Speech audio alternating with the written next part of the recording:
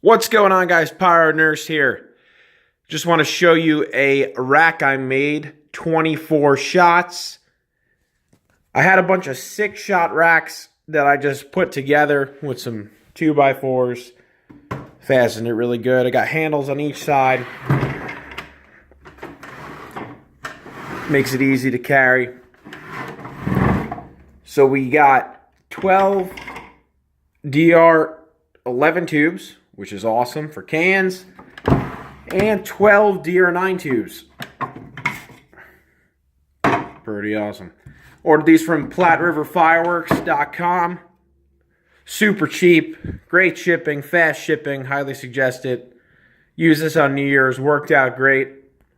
Alright guys, talk to you later. Some demos coming up of fountains, spinners, everything. I'll see you later.